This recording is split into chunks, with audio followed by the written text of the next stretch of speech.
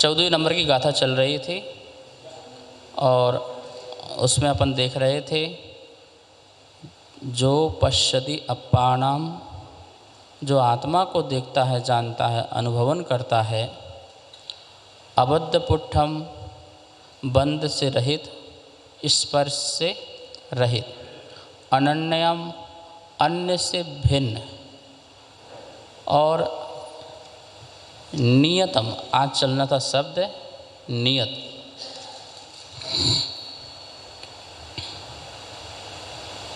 नियत का मतलब क्या होता है?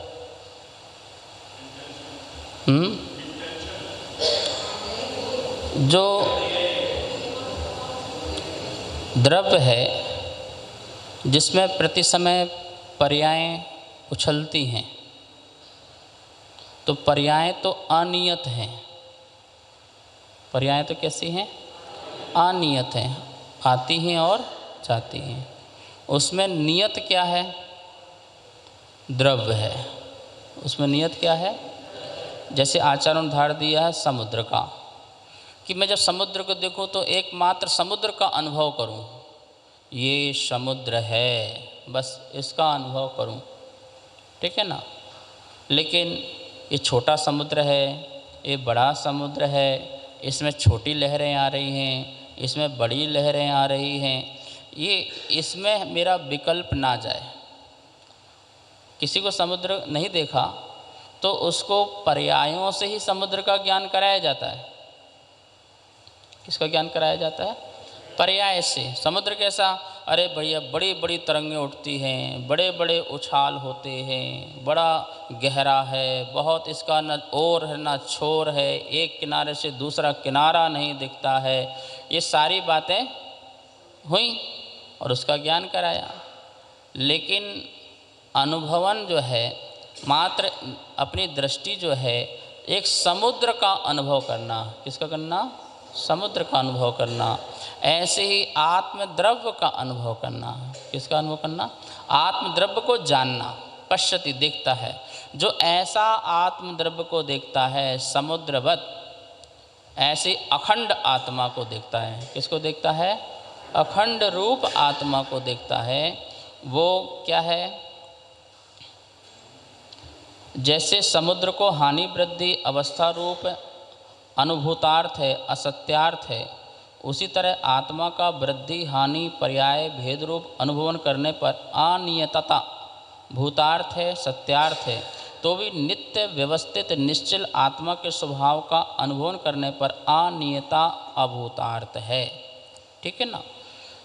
जब हम अपने आत्मा को पूर्ण रूप से अनुभव करते हैं तो हमारे लिए पर्याय अभूतार्थ हो जाती है, और जब हम समुद्र का पर्याय रूप से अनुभव करते हैं तो पर्याय हमारे लिए भूतार्थ हो जाती है, और उस समय नियत हमारे लिए अभूतार्थ हो जाता है। ठीक है ना। तो आचार्य वन कह रहे हैं आत्मा कैसी है? नियत स्वभावी आत्मा है। कैसी है? त्रैकालिक चेतन रूप रहने वाली आत्मा है। त्रैकालिक चेतन रूप है। अज्ञान रूप में भी चैतन्य है और ज्ञान रूप में भी क्या है? वो चैतन्य रूप में है। वो राग देश की परिणति में भी चैतन्य है और वीतराग की परिणति में भी कैसा है? वो चैतन्य है। तो मैं पर्याय से परे होकर के मात्र जो चैतन्यपना है उसको देखूं। क्या करूं? उसको देखूं। तो आचार्य वन कहते हैं वह नियत स्वभावी आत्मा है। कैसा? ऐसा आत्मा को देखना। फिर 5वें नंबर में दिया है अविशेष मसुंजुत्तम। क्या दिया है? अविशेष मसुंजुत्तम। एक होता है सामान्य, एक होता है विशेष। ठीक है ना। जब हम आत्मा कहते हैं तो उसमें वह सामान्य है, वह क्या है? और जब हम विशेष कहते हैं तो आत्मा में जैसे ज्ञान गुण, दर्शन गुण, सुख गुण, शक्ति गुण, ऐसे बहुत सारे अनंत गुण हैं, अनंत शक्ति हैं, अनंत स्वभाव हैं। आत्मा कैसा है? गुण, स्वभाव और शक्ति का पिंड है। किस किस का बताया मैंने? हाँ, मतलब ऐसी शक्तियाँ हैं गुण, स्वभाव और धर्म, ये तीन चीज़ आप समझिए। गुण, स्वभाव और धर्म, ये तीनों शक्तियाँ हैं। ये तीनों क्या है? आत्मा की शक्ति है। गुण भी आत्मा की शक्ति है, स्वभाव भी आत्मा की शक्ति है और धर्म भी आत्मा की क्या है? शक्ति है। इन तीनों को आध्यात्म भाषा में हमको समझ लेना चाहिए। कभी कभी आपको कहा जाएगा आत्मा में अनंत धर्म है, कभी कभी कहा जाएगा आत्मा में अनंत गुण हैं, कभी कभी कहा जाएगा आत्मा में अनंत स्वभाव हैं, ठीक है ना। पर ये कहना क्या चाहते हैं, ये विवक्षा समझना जरूरी है। ज्ञान गुण, दर्शन गुण। गुण किसे? जिसकी पर्याय होती है पर उसका प्रतिपक्ष नहीं होता है, उसका विपक्षी कोई नहीं होता है, वो गुण कहलाता है। क्या बोले? जिसकी पर्याय तो होती है पर प्रतिपक्षी नहीं होता है, उसका नाम गुण। जैसे ज्ञान नाम का गुण है और ज्ञान गुण की पर्याय मति ज्ञान, श्रुति ज्ञान, अवधि ज्ञान, मनापरय ज्ञान और केवल ज्ञान। क्या है ये? इसकी क्या है? ये अवस्था है। ज्ञान एक नाम का गुण है। जैसे बोलते कि एक कुंड है और कुंड से क्या बोलते धाराएं निकल रही हों अलग अलग, तो इस प्रकार से ज्ञान एक कुंड है, ठीक है ना। तो ज्ञान एक गुण है और उसमें उत्पन्न होने वाली, उछलने वाली पर्याय, तो किसी की मति ज्ञान कम रूप में जानता है, थोड़ा और जानता है तो विशेष श्रुत ज्ञान, थोड़ा और जानता है तो अवधि ज्ञान, उससे और भी ज़्यादा जानता है तो मनापरय ज्ञान, और संपूर्ण को जानता है वह सर्व ज्ञान, ठीक है ना। तो जैसे कोई वस्तु यहाँ पर अपन ने एक ये लट्टू जला दिया और उसके ऊपर अपन ने 5 लेयर डाल दी वस्त्र की, ठीक है ना। तो उस वस्त्र से थोड़ा सा प्रकाश आ रहा है। क्या आ रहा है? अब एक वस्त्र हटा दो तो क्या आ रहा है? थोड़ा और प्रकाश आ रहा है। तीसरा वस्त्र हटा दो तो उससे और ज़्यादा प्रकाश आ रहा है। चौथा हटा दो तो और ज़्यादा आ रहा है। और पांचों हट गई तो बस ये ज्ञान गुण लट्टू क्या है और प्रकाश क्या है? पर्याय। उसका उजाला क्या है? उसकी पर्याय। और लट्टू क्या है? गुण। आप ये समझिए, लट्टू बल्ब गुण है और प्रकाश उसकी क्या है? पर्याय है। कर्म की लेयर होने से, उस ज्ञान गुण में कर्म की लेयर होने से उसका प्रकाश क्या हो रहा? बाहर ज़्यादा प्रकाश तो प्रकाशित ही हो रहा है, प्रकाशित ही हो रहा है। ज्ञान गुण और ज्ञान गुण का प्रकाश तो प्रकाशित ही हो रहा है, लेकिन कितना निकल के आ रहा है? वो आवरण होने के कारण सामने प्रकटता क्या हो रही है? कम की हो रही है। और जैसे वो लेयर हटे तो क्या हुआ? समझ में आया ना। तो आप ये समझिए, जैसे ये पूरा ये हॉल है, ये आत्मा है, ये क्या है? और ये लट्टू आदि क्या है? इसके गुण हैं। और इसमें आवरण ढके हुए वो कर्म हैं। आवरण हटा, पूरा प्रकाश हो गया तो उसी क्या हो गई? पर्याय है। ये उदाहरण है, इसे सिद्धांत नहीं लगा लेना, क्योंकि आत्मा गोदाम की तरह नहीं है। किसकी तरह नहीं है? गोदाम समझते हैं ना, क्योंकि गोदाम अलग है और गोदाम का सामान्य, पर आत्मा ऐसा नहीं है। गुण ही आत्मा है, आत्मा ही गुण है। गुणमय आत्मा है। आत्मा कैसी है? गुण भिन्न है और आत्मा भिन्न है, ऐसा नहीं लगाना। ज्ञान ही आत्मा है, आत्मा ही ज्ञान है। ये तो मैंने आपको एग्जाम्पल समझाने के लिए, कि आपको समझ में आए कि ये अनंत गुण कैसे होते हैं। वरना आप लगाओ कि यहाँ पर ज्ञान गुण होता होगा, यहाँ पर दर्शन गुण होता होगा, तो सर्वांग आत्मा जो है उसमें ज्ञान गुण कहीं होगा, दर्शन गुण कहीं होगा, सुख गुण कहीं नहीं। पूरी आत्मा में ज्ञान गुण है, पूरी आत्मा में दर्शन गुण है, पूरी आत्मा में सुख गुण है, पूरी आत्मा, क्योंकि गुणमय आत्मा है। फॉर एग्जाम्पल, जैसे आपने जल में बूरा डाला, मीठा डाला, तो मीठा कहाँ पर है? मीठा कहाँ पर है? ठीक है ना। अभी चलो अपन ने मीठा डाला है ये, अब मीठा हटाओ। अब मिश्री लो, क्या लीजिए, मिश्री। कितनी बड़ी मिश्री है, अपन ने इतनी बड़ी मिश्री ली, ठीक है ना प्रधान जी, कितनी बड़ी, इतनी बड़ी मिश्री ली। अभी बताओ इसमें मिठास कहाँ कहाँ है? अरे तो मिठास गुण है ना, तो मिश्री कहाँ है? तो मिश्री भी पूरे में है, ठीक है। तो बस ये मिश्री और गुण, इस मिश्री को और इस गुण को मतलब मिठास को अलग किया जा सकता है क्या? बोलो, किया जा सकता है क्या? नहीं। नमक की डाली लो, ये पूरा नमक, हम इसे अखंड बोलेंगे। इसमें नमक है, सोडियम है, और भी बहुत सारी इसमें आयरन से बहुत सारी चीज़ें, आयोडीन है, न जाने कितने कितने प्रोटीन्स विटामिन जो भी होते पता नहीं मुझे, बहुत सारे इसमें क्वालिटीज़ हैं एक नमक में, ठीक है ना। वो कितने अंश में है? पूरे में है। एक जल की बूंद लो, उसमें कितने मिनरल्स हैं? उसमें ऑक्सीजन कहाँ पर है? वहाँ पर उसका हाइड्रोजन कहाँ पर है? सारे में है। और पूरा अखंड का नाम बूंद, पूरा अखंड का नाम नमक, पूरे अखंड मतलब गुणों के समुदाय को द्रव्य कहते हैं। द्रव्य किसे कहते हैं? गुणों के समुदाय को द्रव्य कहते हैं। तो इतने गुण मिल गए, ऑक्सीजन प्लस हाइड्रोजन मिला और एक द्रव बना, तो एक पुद्गल का स्कंद बना, तो उसको हमने मान लो द्रव बोल दिया। तो गुणों के समुदाय को क्या कहा? तो गुण कहाँ कहाँ हैं?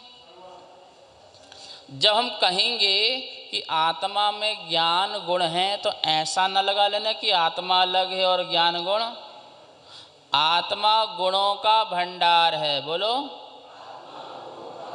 गुणों का गोदाम नहीं है। बस समझ में आई ना। गोदाम बोलते अलग हो जाता है, गोदाम बोलते गोदाम अलग है, वस्तु अलग है, सामान अलग हो जाता है, भिन्न भिन्न किया जा सकता है, अलग अलग किया जा सकता है। और ऐसा कहेंगे तो ज्ञान गुण कभी अलग हो जाएगा। किसी पर्याय में जाएंगे तो वहाँ कहीं ज्ञान गुण छोड़ के आ जाएंगे, आत्मा यहाँ आ जाएगी, तो आत्मा ज्ञान में सुन हो जाएगी तो अचेतन हो जाएगी और जड़ रूप हो जाएगी। और जो द्रव्य जैसी है वो वैसे ही रहती है, अन्न रूप नहीं होती है। तीन काल में भी जड़ कभी चेतन नहीं हो सकता था, और चेतन कभी, ये वस्तु की अपनी मर्यादा है, वो अपना उसके अंदर वस्तुत्वपना है, उसका अपना परिणमन है, उसका अपना प्रमेयत्व है, आगुरुलगत्व है, आदि विशिष्ट टेक्निकल वर्ड है। आप समझिए इस बात के लिए कि आत्मा गुणों का, इसलिए आत्मा गुणमय है। तो आपके पूरे शरीर में ज्ञान कहाँ पर है? यहाँ पर आज्ञा चक्र में है कि ये सहस्त्र चक्र में है कि मस्तक में, पीछे आगे कहाँ पर ज्ञान है? नहीं पढ़ाया तो जाता भैया, आत्मा का ज्ञान यहाँ पर है, ये दो आंखों के बीच में लगाओ बिंदु, ज्ञान यहाँ पर है। यदि वहाँ पर ज्ञान है तो आपको रात को खुजली होती है जहाँ अंधेरा भी हो, कोई दिक्कत नहीं, हाथ वहीं जाएगा और वहाँ का सेंसर आत्मा का, वहाँ की जो स्पर्शन इंद्रिय सेंसर है वो आत्मा को बताती है, आत्मा को उसमें निमित्त कारण बनती है और आत्मा को वहाँ पे ज्ञान होता है पूरे सर्वांग आत्मा में। हाँ, ये बात अलग है, जैसे अपनी चक्षु इंद्रिय है कि यहाँ के जो प्रदेश हैं वहाँ के प्रदेशों में थोड़ा कर्म का आवरण कम है तो दिखाई देता है, पर इसका मतलब नहीं कि वहीं पर वो निमित्त बनते हैं वो प्रदेश, पर दिखता पूरी आत्मा से। कान जहाँ बनी हुई है वहाँ के आत्मा के प्रदेश का थोड़ा सा आवरण जिसका हटा होता है उसे ज़्यादा सुनाई देता है, वो वहाँ के प्रदेश निमित्त बनते हैं, पर आत्मा जानती पूरी है। ऐसी चक्षु इंद्रिय का लगा लो, ऐसे घ्राण इंद्रिय का लगा लो, ऐसी जिह्वा इंद्रिय का लगा लो, और स्पर्श इंद्रिय तो पूरे सर्वांग में, अंदर भी बाहर भी स्पर्श इंद्रिय का पूरा उपकरण पूरे में है, ठीक है ना। तो ये उपकरण हैं, और वहाँ जो आत्मा का जितना जितना आवरण कर्म का हटा होगा उतना उतना वहाँ के निमित्त से आत्मा तक क्या बोलते पर पदार्थ का ज्ञान होता है संसारी आत्मा को। और जो केवल ज्ञानी हो जाते हैं उनका आवरण सारा हट जाता है, तो उन्हें शरीर या इंद्रिय की आवश्यकता नहीं पड़ती है, उनके ज्ञान में समस्त ब्रह्मांड झलकने लगता है। बात समझ में आ गई नहीं आ गई आपको? तो मैं नीचे की लाइन समझाऊं इसलिए इतनी भूमिका बनाई है मैंने कि आत्मा एक द्रव्य है। क्या है? और प्रत्येक द्रव्य अनंत गुणमय है। क्या है? प्रत्येक द्रव्य अनंत गुणमय है और प्रत्येक गुण की अपनी अपनी पर्याय है, अपनी अपनी अवस्था है। क्या है? जैसे ये बल्ब जल रहे हैं तो प्रत्येक बल्ब का अपना अपना प्रकाश है, उसकी अपनी अपनी प्रकाश मतलब उसकी पर्याय, ठीक है ना, उसकी अवस्था है। ऐसे आत्मा में अनंत गुण, जैसे अपने एक जल में अपन ने बूरा डाला तो बूरा मीठा है, मीठा नाम का एक गुण कहलाया। क्या कहलाया? और जो उसकी मिठास है वो उसकी पर्याय है। मिठास क्या है? मीठा नाम का गुण, कि गुण नहीं होगा तो पर्याय भी नहीं होगी। तो मीठा नाम का गुण और जो मिठास कह रहे हैं वो उसकी क्या हो गई? पर्याय हो गई। अब उसी में नींबू डाला हो तो खट्टा नाम का गुण और खटास जो है वो उसकी क्या है? पर्याय है। तो पूरे जल में खटास की पर्याय वो अपने गुण धर्म है। जो मीठा गुण है पूरे जल में उसका अपना मीठापन का पर्याय है। तो सर्वांग आत्मा में अनंत गुण और सर्वांग आत्मा में ही अनंत गुणों की अनंत पर्याय और एक समय की एक पर्याय होती है। पर्याय किस समय की होती है? एक समय की एक पर्याय होती है। किसे कहते हैं एक समय? एक पुद्गल परमाणु, एक पुद्गल परमाणु जिसका कोई टुकड़ा नहीं हो सके। विज्ञान में तो अभी तक वहाँ तक पहुँचे नहीं हैं। विज्ञान तो अभी न्यूट्रॉन, प्रोटॉन, इलेक्ट्रॉन और अभी अभी महामशीन बनी थी जो खराब हो गई, जो पृथ्वी के अंदर 27 किलोमीटर अंदर बनाई गई थी महामशीन। उसको इलेक्ट्रॉन को भी न्यूट्रॉन को भी तोड़ा और तोड़ने के बाद इतना तोड़ा कि वो उसका नाम दिया गॉड पार्टिकल। क्या नाम दिया उसका? God particle. और वो ये कह रहे हैं कि इसको भी बहुत तोड़ा जा सकता है, पर हमारी मशीन तो यहीं ख़त्म हो गई। उसने इतनी तेज़ी से उनको घुमाया उस परमाणु को कि वो इतना बिखरे, इतना डाटा निकल के आया उनके पास कि वो परमाणु बोले ये जो निकल के आया है हमने उसका नाम गॉड पार्टिकल दिया है। क्या नाम दिया है? बोले हमारे बस की नहीं है गॉड। वो मशीन का पता नहीं आता पता क्या हुआ, पता नहीं अभी तक। तो गॉड पार्टिकल का मतलब क्या? GOD बोलो, जनरेट, ऑपरेट, डिस्ट्रॉय। ये प्रत्येक द्रव्य की व्यवस्था है। ये प्रत्येक द्रव्य अपने आप ही जनरेट होता है, अपने आप ही ऑपरेट होता है और अपने आप ही डिस्ट्रॉय होता है। ठीक है ना? इसका नाम है जनरेट, ऑपरेट, डिस्ट्रॉय। आत्मा भी। अच्छा, इसको हमारे यहाँ जैन धर्म में टेक्निकल क्या बोलते हैं? उत्पाद, वय, ध्रुव। क्या बोलते हैं? उत्पाद, वय, उत्पन्न होना,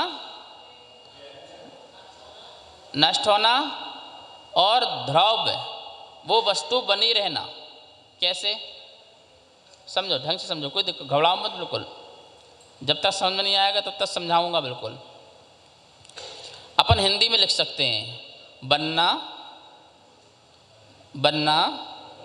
बिगड़ना, बने रहना। क्या बोले? बनना, बिगड़ना, बिगड़ने में भी बने रहना, बनने में भी वस्तु बने रहना। जो वस्तु जैसी है, जड़ है तो जड़ रूप बने रहना और चेतन है तो चेतन रूप बने रहना। बनने में भी बने रहना और बिगड़ने में भी। और बनना, बिगड़ना और बने रहना एक समय में होता है। कैसे होता है?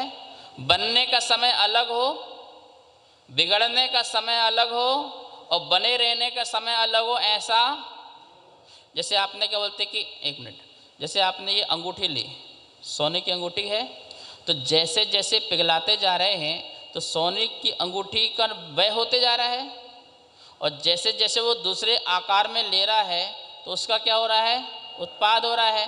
तो बनना बिगड़ना एक समय हो रहा कि नहीं हो रहा, अलग अलग समय है क्या, आप बताइए, बिल्कुल अलग अलग समय है क्या। अच्छा, ये बनने और बिगड़ने में सोनापन जो है, जो सोनापन, ये द्रव्य वो बना रहेगा, बस बात समझ में आ गई ना, वो द्रव्य उसका नाम क्या है, जो सोना है वो क्या हो गया, द्रव्य। जो नई वस्तु पैदा हो रही है वो है उत्पाद। वही उसी वस्तु में उत्पाद जब हो रहा था तो पुरानी वस्तु का क्या हो रहा था उसी समय वह, और दोनों के समय में क्या रहा, बना रहा, द्रव्यपना बना रहा। ये व्यवस्था है वस्तु की। इसके कारण वस्तु अवस्तु नहीं हो सकती, कोई पदार्थ का अभाव नहीं हो सकता संसार से, एक परमाणु का भी अभाव नहीं हो सकता, क्योंकि उसी में ही जनरेट होना है, उसी में ही ऑपरेट होना है, उसी में ही डिस्ट्रॉय होना है। अलग कहीं किसी से कुछ है, बात नहीं समझ में आई, महिलाओं को नहीं समझ में आई, कोई बात नहीं, घबराओ मत, चिंता मत करो। चलो पहुंचते हैं किचन की ओर, नहीं किचन की ओर पहुंचते हैं, नहीं वह ऑपरेट जो हो रहा है वो जनरेट में भी हो रहा है, डिस्ट्रॉय में भी हो रहा है। ऑपरेट जो है वो जनरेट में भी है और किस में है, डिस्ट्रॉय में भी है। जनरेट उत्पाद, डिस्ट्रॉय वह, और दोनों के में क्या हो रहा है, जनरेट कुछ ना कुछ बना हुआ है, तो वो क्या है, वो ध्रुव हो गया, वो क्या हो गया, ध्रुव, ठीक है ना। अब देखिए, हम हिंदी में समझ लो आप लोग रसोई की ओर चलिए, और आप रोटी बनाना जानते हैं किन किन लोगों को रोटी बनाना आता है, पुरुष लोग भी हाथ उठा सकते हैं, आता है तो बनाते, तो क्या प्रॉब्लम है, कोई, अरे काम है, ये तो कार्य है। अच्छा ठीक है, रंजन जी को रोटी बनाना नहीं आता, मतलब ठीक है, जैन साहब को भी नहीं आता, इसके जैन को सीख जाओ भैया, हमारा चौका कैसे लगाओगे, कभी बिहार कराओगे, ये लोग नहीं मिलेंगे तो साधुओं को तो आहार करा ही देना। चलिए, अपन ने लोई बनाई आटे की, क्या बनाई, लोई बनाई, लोई को चखले में रख दिया बेलन से, तो ये अभी कहला रही है लोई। और जैसे ही हमने बेलना प्रारंभ किया तो एक बेलन लगाया तो लोई का वह हुआ, थोड़ा थोड़ा चपटी होने का उत्पाद हुआ, तो ये वह उत्पाद दोनों साथ साथ हुआ। फिर दूसरा बेलन लगाया, फिर वह हुआ, उत्पाद हुआ, तो बताओ गोल लोई पहले खत्म हुई कि रोटी बाद में बनी, नहीं सच बताओ, साथ साथ बताओ, कैसे बताओ, सच बताओ। जैसे बेलन लगाते जा रहे हैं और वो गोल का अभाव होते हुए वो क्या होते जा रही है, चपटी हो रही है। तो आपको ये बताना है कि गोलपना चपटीपना के समय में भेद है क्या, काल में भेद है क्या, ठीक है। अब एक बात तो ये कन्फर्म हो गई, उत्पाद वह एक साथ हो रहा है। और सुनो ध्यान रखना, उसी में उत्पाद होता है और उसी में ही द्रव्य में ही पर्याय पैदा होती है और नवीन पर्याय उत्पन्न होती है, पुरानी पर्याय उसी में ही। समुद्र में जैसे लहर उठती है और उसी में ही लहर फिर नहीं उड़ जाती। ये वस्तु की एक द्रव्य में अनंत पर्याय हो सकती हैं। अब ये मल है, यही मल मट्टी बन जाए, यही खाद बन जाए, यही बीज बन जाए, यही आपके खून बन जाए, यही आपकी हड्डी बन जाए, यानी एक द्रव्य में अनंत चीज होने की शक्ति मौजूद है भाई साहब। ये परमाणु विज्ञान साइंस जैन धर्म का पूरा, ये साइंस भी इसको स्वीकार करती है कि जैन दर्शन का जो परमाणुवाद विज्ञान है वो जबरदस्त है। चलिए अब देखिए, ये लोई गई और क्या आ गई, चपाती रोटी आई। अब लोई में आटापन और चपाती में आटापन, ये द्रव्य हो गया। ये क्या हो गया, द्रव्य का नाश नहीं हुआ। द्रव्य तो लोई में भी था और द्रव्य, तो ये आटा एक वस्तु हो गई, आटा एक द्रव्य हो गया। तो द्रव्य का कभी अभाव नहीं होता है। क्या नहीं होता है? तो हमने एग्जाम्पल दिया, उदाहरण, मतलब जड़ का कभी अभाव नहीं होगा। ऐसी जो चेतन है, चेतन एक द्रव्य है। चेतन क्या है? एक द्रव्य है। ये द्रव्य ध्रव्य है। द्रव्य क्या है? ध्रव्य है। ध्रव्य मीन्स जो कभी नष्ट नहीं होगा, कभी नष्ट, चेतन अचेतन नहीं होगा, वो क्या है? ध्रव्य है। और उस चेतन में उठने वाली पर्यायें, कभी मति ज्ञान की, कभी श्रुत ज्ञान की, कभी अविधि ज्ञान की, फिर आ गई, आवरण पूरा हट गया तो केवल ज्ञान की। अब प्रति समय केवल ज्ञान, प्रति समय केवल ज्ञान, प्रति समय केवल ज्ञान, प्रति समय दर्शन, प्रति समय सुख जनरेट नियम से होगा, और उसी समय दूसरा केवल ज्ञान का अभाव। ठीक है ना? नहीं बात समझ में आई?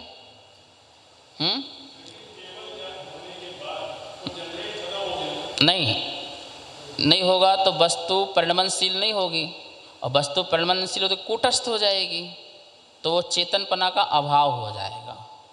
देखिए, ये जो आप बिजली खर्च करते हैं ना, बिजली, तो ये बिजली प्रति समय की अलग अलग है कि वही वही है कि वैसी वैसी है? वही वही है कि वैसी वैसी है? वैसी वैसी तो है, पर वही वही, बस यदि वही वही रहे ना तो बिजली का बिल नहीं आएगा, ध्यान रखना। क्या नहीं आएगा? वैसी वैसी तो है। जैसे करंट आप 1 मिनट बाद छुओगे तो वैसे ही करंट लगेगा, तो वही वही नहीं है, पर वैसी वैसी तो है। जो वैसी वैसी है वो ध्रुव है, पर वही वही नहीं है, ये उत्पाद वह है। वही वही नहीं है, खर्च होता है, करंट निकल रहा है, करंट जा रहा है। ये एग्जाम्पल दिया, ऐसा नहीं कि अपनी आत्मा सबको निकल के चला जाएगा, आपको एग्जाम्पल दिया। ऐसे ही प्रति समय आत्मा तो वही वही है, द्रव्य तो वही वही है, जड़ है तो जड़ रूप है, चेतन है तो चेतन रूप है, लेकिन प्रति समय उसकी पर्यायें। और सुनो, वही वही यदि करंट हो तो करंट बंद हो जाएगा। ठीक है ना? इसलिए हर समय का करंट क्या है? बिल्कुल भिन्न भिन्न है, अलग अलग है, पर वैसे ही वैसा पावर का है। 420 का वोल्ट और 420 का वोल्ट है, उसमें कोई कम ज़्यादा नहीं है। ऐसे ही हमें इस बात को समझना है। बात समझ में आ गई ना आपको?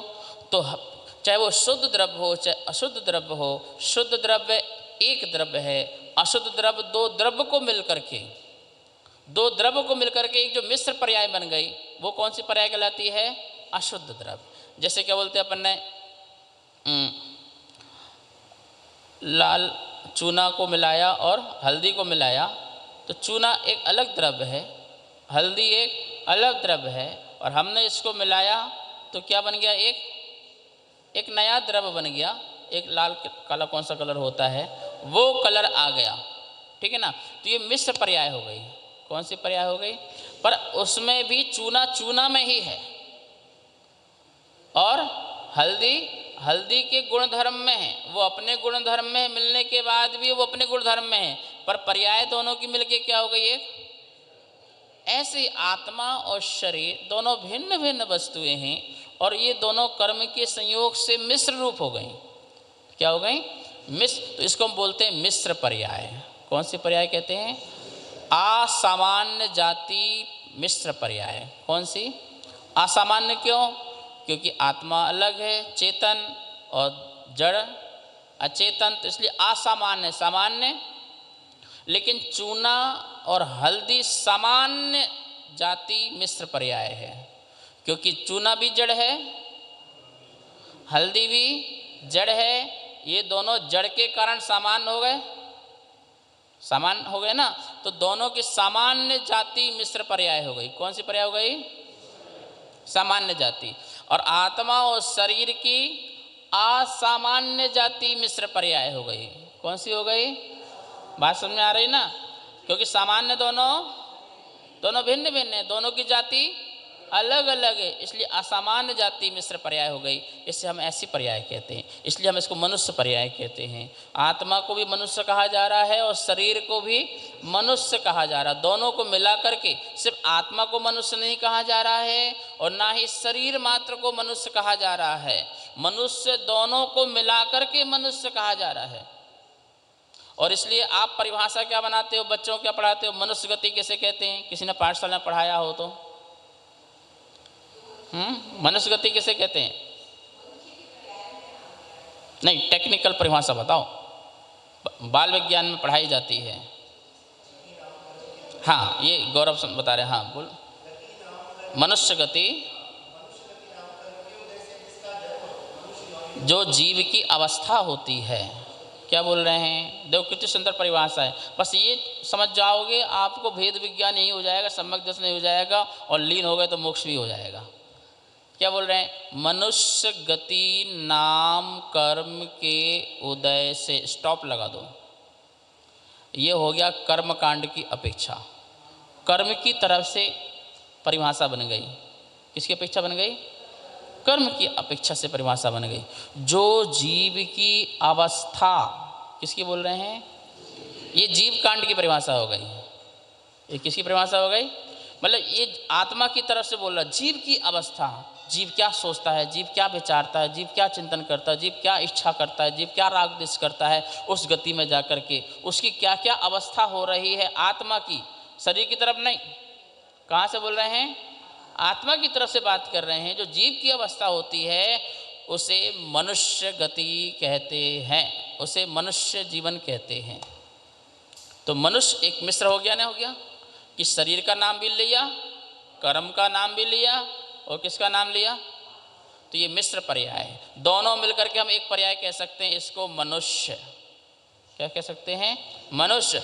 और अध्यात्म कहेगा भैया शरीर अलग है, आत्मा अलग है। कर्णानो कहेगा नहीं नहीं नहीं नहीं, आत्मा तो नहीं है, आत्मा फात्मा हम जानते नहीं हैं, ये आत्मा हिंदुस्तान की, फात्मा पाकिस्तान की हम जानते नहीं हैं, ये तो मनुष्य हम तो ये जानते हैं। कर्णानो क्या कहेगा? ये मनुष्य है, ये तिरंच है, ये चींटी है, ये मकोड़ा है, क्योंकि मिश्र पर्याय जो है हम तो उसका नाम लेते हैं। हम उससे तुम्हें आत्मा का ज्ञान कराएंगे, हम उससे तुम्हें द्रव्य का ज्ञान कराएंगे। पर्याय का ज्ञान कराता है कर्ण। किसका ज्ञान कराता है? कर्णानुयोग पर्याय का ज्ञान कराता है, भिन्न पर्याय का भी और मिश्र पर्याय का भी ज्ञान कराता है। लेकिन द्रव्यानुयोग मात्र एक द्रव्य और एक द्रव्य की पर्याय का ज्ञान कराता है। उसे शरीर से लेना, ये तो मनुष्य नहीं है, त्रिंच नहीं है, नारकी नहीं है, कीड़ा नहीं है, मकोड़े नहीं है, ये तेरी पर्याय नहीं है, ये शरीर की पर्याय है, पुद्गल पर्याय है, जड़ की पर्याय है। तू तो चेतन राजा है, तू चेतन की पर्याय, तेरी ज्ञान की पर्याय, तेरी दर्शन की पर्याय, तेरी सुख की पर्याय है। ये उस तरफ से बात कराएगा। कहना दोनों चाह रहे हैं, समझ, तुम समझ जाओ बस। द्वासांग पूरा तुम्हें एक आत्मा को समझाने के लिए है, बस वो तुम्हें एन कैन प्रकारण ये चीज़ समझाना चाहता है। जिस दिन समझ में आ जाए, ना हमें कर्णों से मतलब, न चरणों से मतलब, वो अपना अनुभव का ही मतलब प्रारंभ हो जाएगा। बात समझ आई? तो बात कहाँ से स्टार्ट हुई थी? बनना, बिगड़ना, बने रहना। कहाँ तक? हाँ, तो बात प्रारंभ हुई थी, आप लोग याद नहीं रखते, मुझे याद रखना पड़ेगा कि आत्मा में अनंत गुण हैं, आत्मा में अनंत धर्म हैं, आत्मा में अनंत स्वभाव हैं, और तीनों इजिकल टू शक्ति, कि आत्मा महाशक्तिमान है, क्योंकि उसमें अनंत गुण हैं, अनंत धर्म है और अनंत स्वभाव है। तो गुण किसे कहा? जिसकी पर्याय होती है पर प्रतिपक्ष नहीं होता है। क्या होती है? जैसे ज्ञान गुण और ज्ञान गुण की मति शुद्ध ज्ञान, अवधि ज्ञान, मन पर्याय ज्ञान अथवा केवल ज्ञान पर्याय, तो पर्याय है ना, पर ज्ञान गुण का प्रतिपक्ष अज्ञान नाम का कोई गुण नहीं है कि अज्ञान गुण सामने खड़ा हो जाए, मैं तुम्हें तो अज्ञान बना के दिखाऊंगा, मैं तुम्हें हरा के दिखाऊंगा, ऐसा कोई भी। तो एक गुण का दूसरा गुण प्रतिपक्षी नहीं है, इसलिए आत्मा में ऐसे अनंत गुण हैं। कैसे? ऐसे दर्शन गुण हैं। सुख गुण का कोई प्रतिपक्षी असुख दुख नाम का कोई गुण नहीं है, वो तो कर्म सामने आता है तो वही सुख गुण विकार हो जाता है। वही सुख गुण, जैसे क्या बोलते कि मैंने बताया ना कि सूर्य का तो उदय चल रहा है, प्रकाश चल रहा है और बादल आ गए तो क्या हुआ, हमें प्रकाश कैसा मिल रहा है, अंधेरा जैसे मिल रहा है। तो पर के निमित्त से उसकी पर्याय जो हमें अलग रूप से आ रही है, अलग रूप से हमें मिल रहा है। ऐसी सुख नाम का तो गुण है, और उसमें जब कर्म का और चारित्र मोहिनी का लेयर आ जाती है तो हमें मिश्रित रूप से इंद्रिय संबंधी सुख का गान होता है और उसमें हम मोहित होते हैं, तो हमें परम सुख की प्राप्ति नहीं हो पाती है। ठीक है ना। इसलिए सुख के आगे दुख नाम का कोई प्रतिपक्षी गुण नहीं है। ऐसे आत्मा में कितने गुण हैं, अनंत हैं। और कभी आप लोग संख्यात, असंख्यात और अनंत इसकी भी परिभाषाएं पढ़ना, तब जाके तुम्हें अनंत की फीलिंग होगी। सुनने मात्र से कुछ नहीं होगा। अनंत बोल दो, अनंत अनंत होता क्या है, संख्या संख्या असंख्यात होता क्या है। और जिस दिन इसकी डेफिनेशन पढ़ेंगे आप, ओहो ऐसा अनंत होता है। कभी भैया प्रोजेक्टर लगाना, समझा दूंगा यहाँ पर संख्यात असंख्यात अनंत। कभी इसका एक दिन समय रख लेना पूरा संख्यात अनंत समझने के लिए, तो पूरा दिमाग बिल्कुल खुल के हिल जाएगा बिल्कुल। ठीक है, चलिए। तो गुण समझ में आ गया। गुण के बाद क्या है, स्वभाव। क्या है, स्वभाव। तो स्वभाव कैसा है, जिसमें न पर्याय होती है न प्रतिपक्ष होता है। क्या नहीं होती है, न पर्याय होती है न प्रतिपक्ष होता है। जैसे ज्ञान गुण और जानना उसका स्वभाव, जानना उसका क्या है, ज्ञान गुण है। ज्ञान गुण की पर्याय केवल ज्ञान है, और केवल ज्ञान का स्वभाव क्या है, जानना। तो जानने वाला जो स्वभाव है, ना उसकी पर्याय होती है और ना ही प्रतिपक्ष होता है। बात समझ में आ गई ना। अब धर्म, धर्म ऐसा है जिसकी पर्याय तो नहीं होती पर प्रतिपक्ष होता है। क्या नहीं होती है, पर्याय तो नहीं होती है, पर क्या होता है, उसका प्रतिपक्ष जरूर होता है। जैसे आत्मा नित्य भी है अनित्य भी है, तो ये धर्म है। आत्मा नित्य भी है और क्या है, अनित्य भी है। एक ही समय में नित्य भी है और एक समय में अनित्य भी है, तो उनकी प्रतिपक्ष नहीं होता है। क्या नहीं होता है, मतलब कि हाँ सॉरी प्रतिपक्ष होता है, पर्याय नहीं होती है। और जैसे आत्मा चेतन भी है और अचेतन भी है। कैसे बोले, चेतन भी और अचेतन भी। कैसे, अपने चेतन गुण के कारण आत्मा चेतन है और जड़ के नहीं होना है, इसमें जड़पना नहीं है, इसलिए आत्मा जड़पना नहीं है, इसलिए आत्मा चेतन है। जड़पना नहीं है इसलिए आत्मा कैसा है, चेतन है। और कभी जड़ नहीं होगा तो अचेतन नहीं है भी और नहीं भी। हाँ और ना, देखो जैसे हाँ ना का दोनों गुण है इसमें। हाँ अचेतन नहीं है, कथनचित अचेतन भी है कर्म के कारण। कर्म के कारण आत्मा कैसी है, कथनचित चेतन। एक ही वस्तु में हाँ और ना, वस्तु है भी और नहीं भी। क्या बोले, वस्तु आत्मा है भी और नहीं भी। भैया ये कैसे हो सकता है, अपने चेतन के कारण आत्मा है और परद्रव्य के कारण आत्मा नहीं है। ये हाँ ना चलता है, अस्ति और नास्ति। क्या चलता है, तो ये अस्ति नास्ति दो धर्म हैं, ये इसमें प्रतिपक्ष है, अस्ति भी है। और देखो मैं आपसे बोलता हूँ, आप समझिए, थोड़ा सा हिंदी समझ लिए। आप बताइए राजेश, आप पुरुष हैं कि स्त्री हैं? आप पुरुष हैं कि स्त्री हैं? तो पुरुष हैं तो अस्ति हो गए ना, और स्त्री नहीं है तो,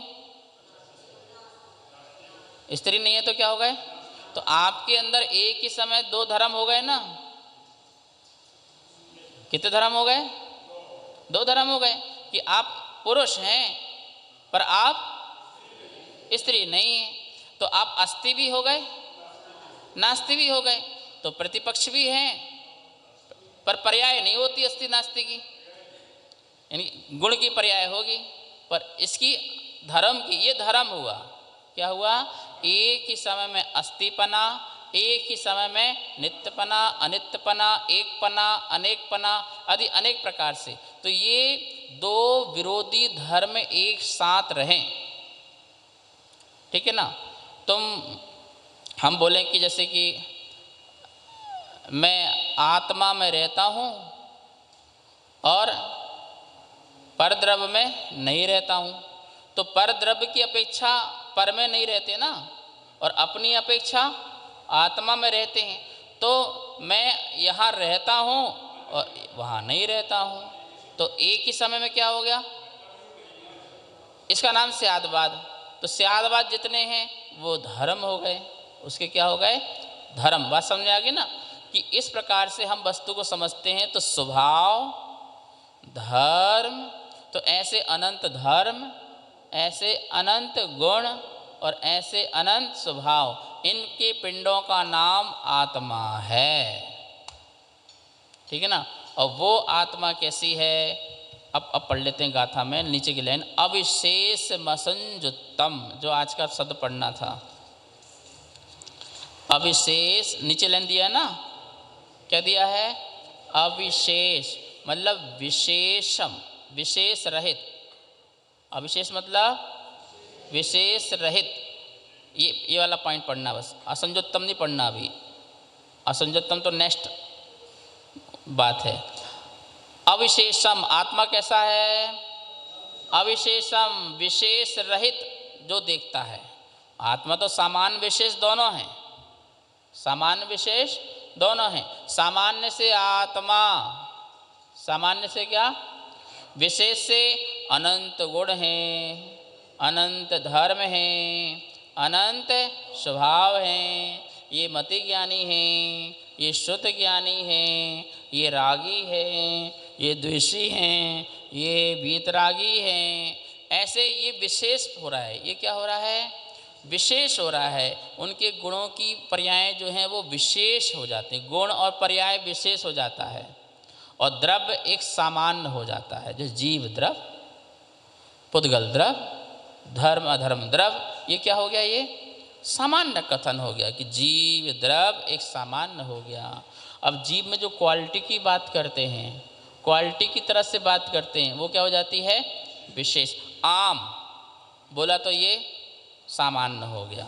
अब ये खट्टा है, ये मीठा है, ये हरा है, नीला है, पीला है, खुदरा है, खटमिट्टा है, ये छोटा है, बड़ा है, हल्का है, भारी है, रूखा है, चिकना है, गरम है, ठंडा है, ठीक है ना, कसायला है, कड़वा है, चरपरा है, मीठा है, और दुर्गंध युक्त है, सुगंध युक्त है, जो भी लगाओ। ये सब क्या है?